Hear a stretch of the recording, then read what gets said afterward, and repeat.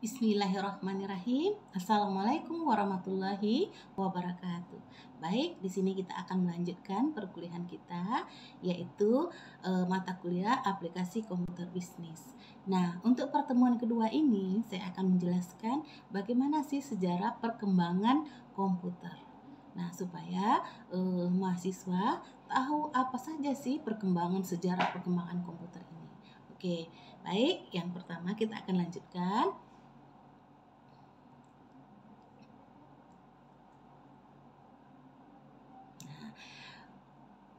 Yang pertama, untuk pendahuluan sejarah perkembangan komputer ini, kita akan mengetahui apa itu komputer.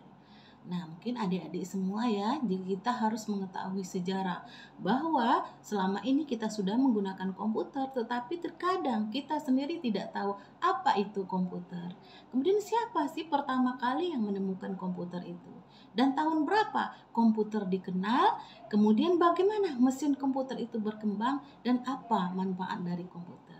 Baik, kita akan lanjutkan, yaitu apa itu komputer. Nah, di sini saya sudah mengumpulkan beberapa pendapat dari para pakar yang mendefinisikan sebuah komputer. Yang pertama ini adalah menurut Hamaker, ya, Hamaker. Komputer adalah mesin penghitung elektronik yang cepat dan dapat menerima informasi input digital, kemudian memprosesnya sesuai dengan program yang tersimpan di memorinya dan menghasilkan output berupa informasi. Sedangkan yang kedua, menurut Blismer, komputer adalah suatu alat elektronik yang mampu melakukan beberapa tugas seperti menerima input, memproses input tadi sesuai dengan programnya, kemudian menyimpan perintah-perintah dan hasil dari pengolahan. Kemudian menyediakan output dalam bentuk informasi. Nah, sedangkan Pori berpendapat bahwa komputer adalah suatu proses data yang dapat melakukan perhitungan besar secara cepat. Kemudian termasuk perhitungan aritmatika dan operasi logika tanpa campur tangan dari manusia. Itu menurut Pori. Kemudian sedangkan menurut Sander, komputer adalah sistem elektronik untuk memanipulasi data yang cepat dan tepat, serta dirancang dan diorganisasikan supaya secara otomatis menerima dan menyimpan data input, memprosesnya, dan menghasilkan output berdasarkan instruksi yang telah tersimpan di dalam memori. Data masih banyak lagi ahli yang mencoba mendefinisikan secara beberapa tentang komputer. Namun, pada intinya dapat disimpulkan bahwa komputer ini adalah suatu peralatan elektronik yang dapat menerima input, mengolah informasi, memberikan informasi, menggunakan suatu program yang tersimpan di memori komputer, dapat menyimpan program dan hasil pengolahan serta bekerja secara otomatis. Nah, merupakan gabungan beberapa komponen yang saling berhubungan dan melakukan proses data yang diinputkan sehingga menghasilkan output data. Nah, jadi secara umum sebuah sistem komputer ini terbentuk dari 3 komponen utama, yaitu yang pertama ada hardware, software, dan brainware. Apa itu hardware? Nah, hardware ini adalah perangkat keras komputer, komponen atau elemen komputer yang membentuk sebuah sistem komputer secara fisik. Sedangkan software adalah perangkat lunak komputer, ya, baris-baris instruksi atau program yang mengatur atau mengendalikan operasi dalam komputer. Sedangkan brainware adalah manusia, yaitu pengendali sistem komputer atau operator komputer. Nah, siklus pengolahan data ini terdiri dari ada input, kemudian processing, dan output. Apa itu data? Nah, data ini adalah kumpulan kejadian yang diangkat dari suatu kenyataan. Sedangkan pengolahan ini adalah memanipulasi data ke dalam bentuk yang lebih berguna dan berarti. Nah, informasi ini adalah hasil dari kegiatan pengolahan data yang memberikan bentuk lebih berarti dari suatu kejadian. Oke, ya. Kemudian kita lanjutkan pengembangan siklus pengolahan data. Apa itu pengembangan siklus pengolahan data? Yang pertama itu ada organization ya, input, processing, output, dan distribution. Nah, apa itu organisasi atau organization? Tahap yang berhubungan dengan proses pengumpulan data pencatatan. Sedangkan input ini adalah tahap proses memasukkan data ke dalam komputer lewat input. Sedangkan prosesi, tahap proses pengolahan data dari yang sudah memasukkan yang dilakukan oleh alat proses. Nah, output ini tahap proses menghasilkan output dari hasil pengolahan data ke alat output. Kemudian sedangkan distribution, tahap penyebaran output ke pihak yang membutuhkan informasi. Sedangkan storage ini adalah tahap proses perekaman hasil pengolahan ke simpanan luar. Jadi itulah ada pengembangan siklus pengolahan data ya. Oke, baik. Nah, sedangkan sistem komputer itu sendiri terdiri dari 3 tadi. Ada hardware, software, dan firmware. Software ini artinya jaringan dari elemen-elemen yang saling berhubungan membentuk satu kesatuan untuk melaksanakan suatu tujuan pokok. Yang pertama itu adalah hardware. Peralatan dari sistem komputer yang secara fisik terlihat dan terjamah. Artinya yang alat-alat komputer yang dapat kita lihat dan bisa kita pegang itu dikatakan dengan hardware ya, perangkat keras dari komputer. Sedangkan software, program yang berisi perintah untuk melakukan pengolahan data, itu disebut dengan perangkat lunak. Artinya aplikasi-aplikasi yang ada di dalam komputer yang bisa kita operasikan, itu yang disebut dengan software, itu perangkat lunak. Sedangkan brainware ini tadi adalah manusia yang terlibat dalam mengoperasikan serta mengatur sistem komputer. Artinya manusia ini adalah yang menggerakkan komputer itu. Jadi tanpa adanya ketiga komponen ini, sistem komputer tidak bisa berjalan secara maksimal. Harus ada hardware, harus ada software, dan ada brainware adalah manusianya yang menggerakkan komputer itu. Ya, yang mengoperasikan komputer itu. Kemudian kita lihat berikutnya adalah siapa pertama yang menemukan komputer. Nah, itu ada pepatah yang menyatakan bahwa jangan pernah melupakan sejarah. Selama ini kita hanya bisa mengoperasikan komputer dengan sangat gampang. Kita melakukan sebuah pekerjaan menggunakan komputer. Tetapi kita tidak tahu siapa sih penemu pertama kali yang menemukan komputer. Nah, ini adzlah Bapak yang pertama kali menemukan komputer. Siapa nama beliau ini? Yaitu bernama Charles Babbage. Charles Babbage yaitu lahir di 26 Desember pada tahun 1792. Adalah seorang matematikawan dari Inggris yang pertama kali mengemukakan gagasan tentang komputer yang dapat diprogram sebagian dari mesin yang dikembangkan kini dapat dilihat di Museum Sains London. Jadi ini adalah gagasan-gagasan dari Bapak Charles Babbage. Nah, kemudian Bapak Charles Babbage ini beliau pada tahun 1981 dengan menggunakan rancangan asli dari Babbage, sebuah mesin didefinisikan, dikembangkan, dan mesin ini dapat berfungsi secara sempurna yang membuktikan bahwa gagasan dari Babbage, Bapak Charles Babbage ini tentang mesin ini memang dapat diimplementasikan. Kemudian Charles Babbage meninggal pada 18 Oktober 1871 pada umur beliau 79 tahun. Nah, pada masa itu perhitungan dengan menggunakan tabel matematika sering mengalami kesalahan. Babbage ingin mengembangkan cara melakukan perhitungan secara matematik sehingga dapat mengurangi kesalahan perhitungan yang sering dilakukan oleh manusia. Nah, saat itu Babbage mendapat inspirasi dari perkembangan mesin hitung yang dikerjakan oleh Wilhelm Schickerer, Blaise Pascal dan Contrivit.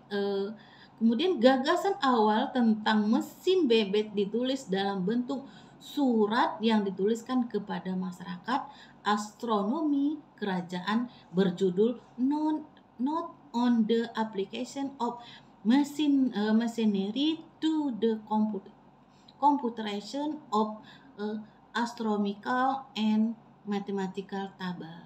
Jadi artinya catatan mengenai penerimaan mesin bagi perhitungan tabel astronomi dan matematik tertanggal 14 Juni tahun 1822. Ini yang surat dari Babbage ini. Nah, komputer jadi penemuan dari Babbage ini disebut dengan komputer generasi pertama. Gimana komputer generasi pertama ini? Tabung hampa udara sebagai penguat sinyal merupakan ciri khas komputer generasi pertama. Pada awalnya, tabung hampa udara vakum tube digunakan sebagai komponen penguat sinyal. Bahan bakunya terdiri dari kaca sehingga banyak memiliki kelemahan. Nah, seperti mudah pecah dan mudah menyalurkan panas. Nah, panas ini perlu dinetralisasi oleh komponen lain yang berfungsi sebagai pendingin. Nah, dan dengan adanya komponen tambahan akhirnya komputer yang ada menjadi besar, berat dan mahal. Pada tahun 1946, komputer elektronik dunia yang pertama ENIAC sesuai dibuat. Pada komponen tersebut terdapat 18.800 tabung hampa udara dan bobot 30 ton. Besar ukurnya sampai memerlukan suatu ruangan kelas tersendiri, ya.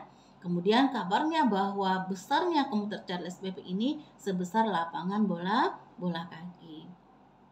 Kemudian pada gambar nampak komponen ENIAC yang merupakan komputer elektronik pertama di dunia yang mempunyai bobot sebesar 30 ton, panjang 30 meter dan tinggi 2,4 meter dan membutuhkan daya listrik 174 kilowatt. Ini komputer yang pada komputer generasi pertama. Kemudian pada model jenis komputer Charles Babbage juga untuk melakukan perhitungan juga ada seperti gambar berikut ini. Kemudian ada seperti ini ya, komputer ENIAC. Kemudian apa sih manfaat dari komputer? Jadi mungkin saudara semuanya, adik-adik semua bahwa mahasiswaku sudah mengetahui apa saja sih manfaat dari komputer ini. Nah, pada awal perkembangan komputer dimanfaatkan sebagai mesin hitung elektronik tahun 1946. Komputer digunakan penghitungan tabel astronomis dan matematis tahun 1822. Sistem pengisian komputer untuk mengawasi alat tenun. Hermann Hollerith, komputer digunakan untuk membuat kolom data di biro sensus. Nah, pada saat ini komputer telah berkembang pesat dikarenakan fungsi serta manfaatnya semakin banyak sekali dan diakui kebutuhannya. Apa saja manfaat menurut saudara komputer saat ini? Apa manfaatnya? Silahkan dicatat nanti sebagai menjadi tugasnya ya. Kemudian ada lagi di slide ini akan Ibu jelaskan, kalian catat apa saja sih tugas-tugasnya ya. Nah, jadi untuk pertama ini dicatat apa saja manfaat komputer pada saat ini ya. Kemudian apa pula manfaat komputer bagi Anda? Jadi manfaat komputer pada saat ini apa saja dan bagi Anda sendiri apa sih manfaat dari komputer itu? Oke. Kemudian kita lanjut. Nah, jenis komputer untuk berikutnya apa sih? Bagaimana jenis komputer? Apa tujuan penggunaannya dan bagaimana kapasitas dari komputer? Oke, baik, kita akan lanjutkan sedikit ya. Ada jenis-jenis komputer. Nah, jenis-jenis komputer dibedakan menjadi 4 kelompok. Yang pertama ada jenis komputer berdasarkan data yang diolah dan berdasarkan prosesor, berdasarkan bentuk fisik dan berdasarkan penggunaannya. Apa itu jenis komputer berdasarkan data yang diolah? Kita lihat. Yang pertama adalah komputer analog, ya. Komputer analog.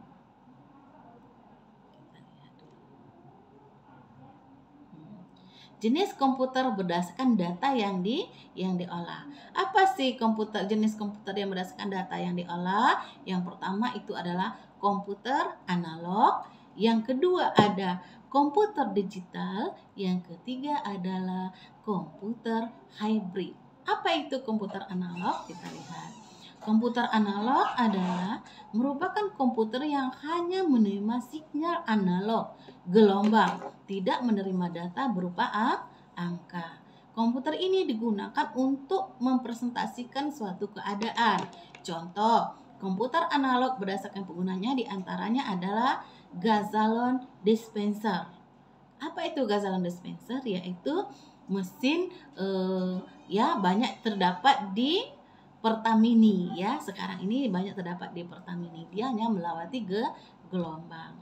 Kemudian pengukuran suhu, ya, untuk mengukur keadaan suhu panas ataupun dingin. Ada seismograf. Nah, seismograf ini adalah digunakan untuk misalnya untuk melihat bagaimana sih keadaan gelombang, yaitu misalnya gelombang tsunami, getaran misalnya gempa bumi dan sebagainya.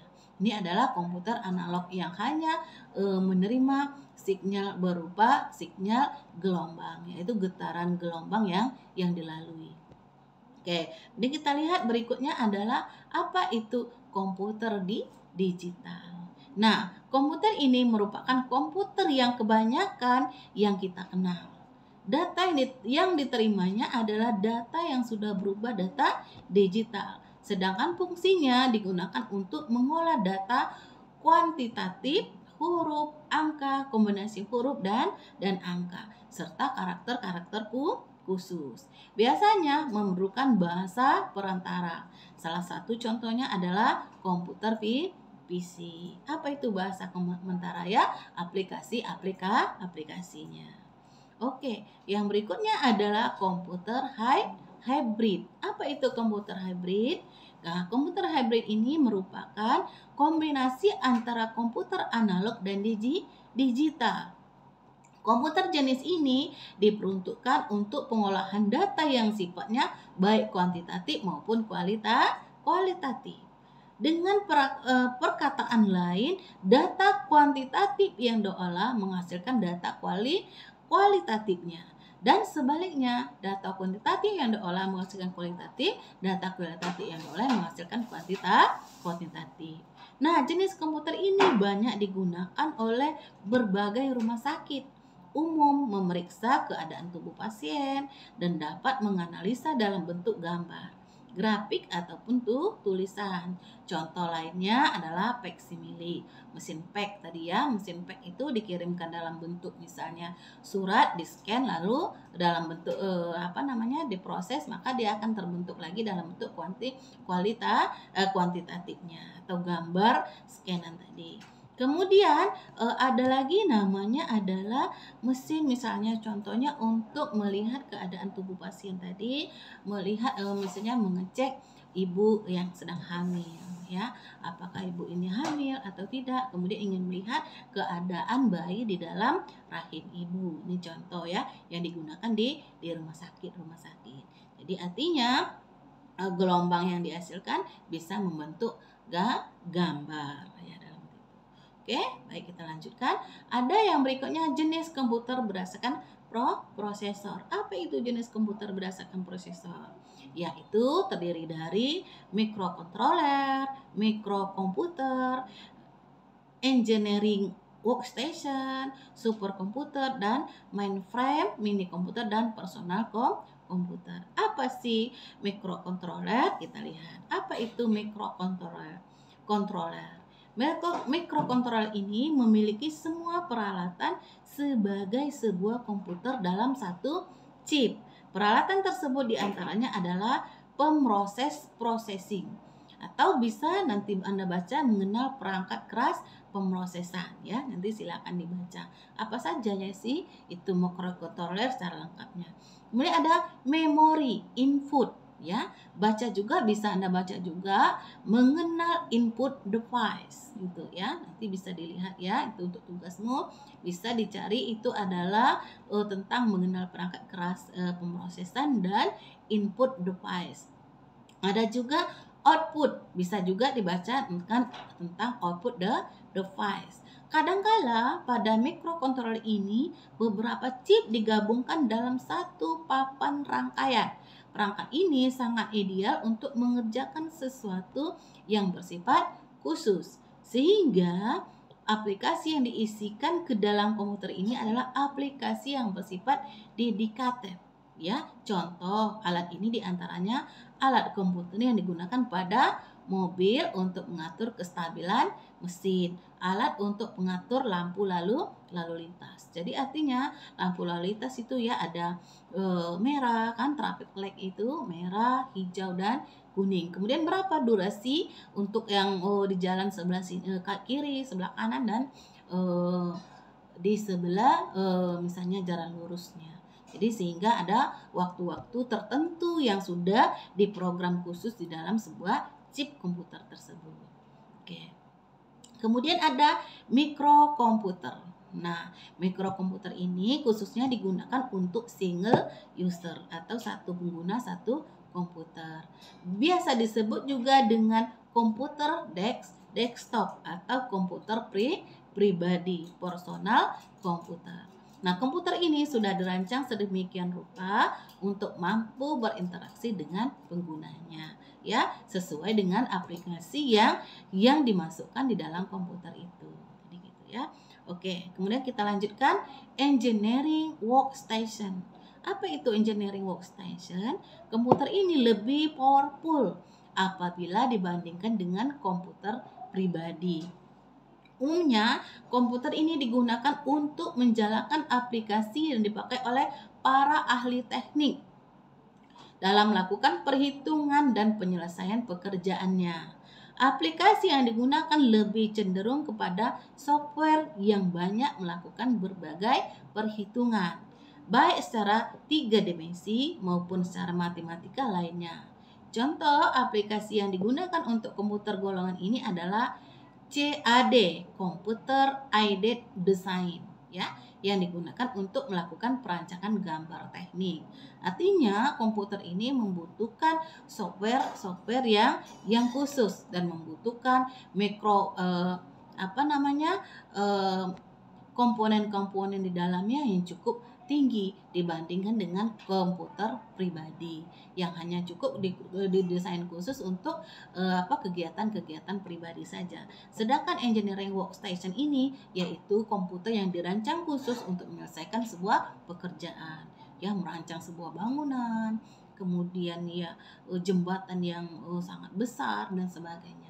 Ini dinamakan dengan engineering workstation, ya, komputer-komputer khusus. Oke, kemudian superkomputer. Apa sih dikatakan dengan superkomputer? Jadi komputer ini merupakan komputer paling bertenaga. Aplikasi yang digunakan biasanya lebih cenderung untuk penelitian ilmiah. Komputer ini biasanya memiliki beberapa prosesor sekaligus untuk menjalankan tugasnya.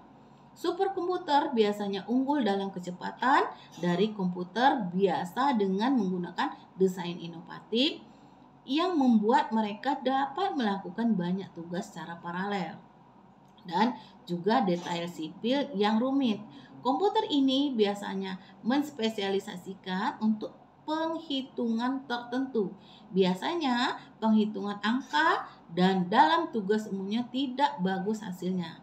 Superkomputer digunakan untuk tugas penghitungan intensif seperti perakiraan cuaca, riset iklim, termasuk riset pemanasan global, pemodelan molekul, simulasi fisik, seperti simulasi kapal terbang dalam terowongan angin, simulasi peledakan senjata nuklir, dan riset fusi nuklir, ya, dan lain-lain. Militer dan agensi sains adalah salah satu pengguna utama super dari komputer ini, ya, superkomputer ini. Jadi begitu. Oke. Kemudian, ini seperti contoh bentuk CPU-nya ya, CPU-nya yang sudah dirancang dengan prosesor-prosesor yang khusus. Kemudian ada dikatakan dengan mainframe. Apa itu mainframe? Mainframe dapat melayani ratusan penggunanya pada saat bersamaan. Nah, komputer ini mirip dengan mini komputer namun lebih besar dan lebih mahal. Penggunaannya umumnya untuk pengelola data dari suatu divisi atau perusahaan besar yang membutuhkan pengolahan yang cukup berat. Contoh yaitu penggunaan bank-bank itu ya yang banyak dipakai oleh nasabahnya, jaringan-jaringannya. Jadi seperti ya. Kemudian ada mini komputer. Komputer mainframe sangat mahal dan hanya perusahaan besar yang mampu menggunakannya. Untuk membuat komputer lebih tersedia, dibuat jenis komputer yang lebih kecil dari mainframe yang disebut dengan mini komputer yang dikembangkan sejak tahun 60-an. Nah, komputer jenis ini digunakan lebih luas daripada mainframe karena alasan untuk mendapatkan yang tidak lebih mahal dari mainframe, tapi lebih mudah dalam pengoperasian dan pemeliharaan. Sekarang ini istilah mini komputer disamakan dengan server ya, server karena peran utamanya adalah mengkoordinasi suatu jaringan komputer. Oke, kemudian ada tadi disebut dengan personal komputer. Nah, personal komputer atau PC adalah suatu perangkat komputer yang ditujukan untuk satu pengguna. Perangkatnya terdiri dari CPU, keyboard, monitor, dan mouse. Perangkat tersebut dapat diringkas dalam satu meja, tidak terlalu banyak membutuhkan tempat. Komputer jenis ini paling banyak digunakan di berbagai tempat seperti rumah, sekolah, kantor, dan lain sebagainya. Oke, saya rasa untuk pertemuan kali ini saya cukupkan dulu sampai di sini ya. Silakan untuk tugas mahasiswa yaitu mencari-cari berikutnya sejarah perkembangan komputer ya. Sejarah perkembangan komputer mulai dari komputer dari generasi pertama sampai dengan komputer generasi masa depan, komputer sekarang dan bahkan komputer generasi yang akan datang. Jadi silakan dibuat dalam bentuk makalah dan PowerPoint-nya, kemudian nanti dikumpulkan di dalam file pengumpulan tugas ya yang akan Ibu berikan berikutnya. Oke, nanti kalau ada pertanyaan mahasiswa silakan diberikan di kolom komentar di video YouTube yang Ibu buat. Oke, saya ucapkan terima kasih untuk pertemuan kali ini. Saya cukup sampai di sini. Saya tutup dengan wassalamualaikum warahmatullahi wabarakatuh.